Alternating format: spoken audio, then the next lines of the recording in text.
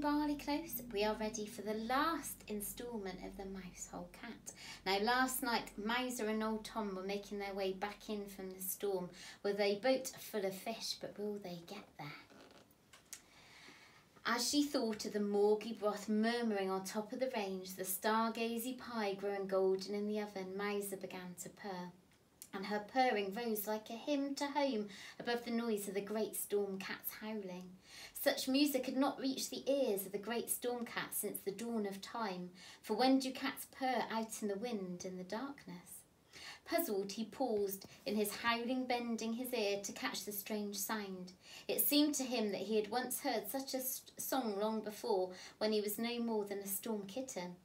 The great storm cat grew quiet. Gone was his hunger for hunting, for making his meal of the mice men.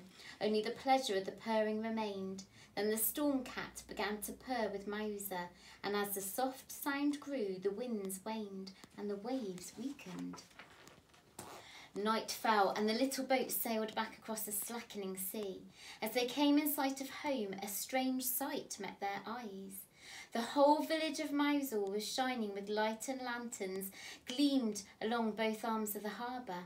For when the people of Mousehole had woken to find old Tom's boat missing and a light left in his window, they knew that he'd gone out to find fish for them or to perish on the deep water. All day they'd watched and waited, staring out into the cloud-racked sea, but they could see no sign of him. And when night fell, the women went home and set candles in all their windows, and every man lit his lantern and went down to the harbour walls. As they waited and watched, they saw that the wind was dying and that the sea was growing calm. The dark clouds lifted and a thin moon shone out between them, and in the light of the thin moon they saw a small boat coming, and behind it came the smallest, tamest storm cat of a wind. As old Tom and Mouser came through the Mousehole Gap, a sudden breeze caught them, a tiny, playful cat's paw like a gesture of farewell.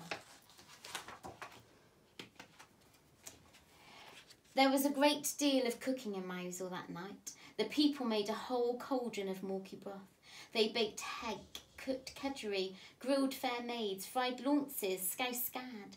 They baked 100 stargazy pies. Then people and cats, they feasted together until the hunger was no more than a memory. How would they be feeling, do you think? Their tummies now full. And every year since that day, at the inn on the quayside, the people of Mousehole hold a fish feast on the night before Christmas Eve and raise their glasses to the memory of old Tom. And each year in the yard at the back of the inn, the cats of Mousehole gather and raise a great howling to the memory of old Mouser.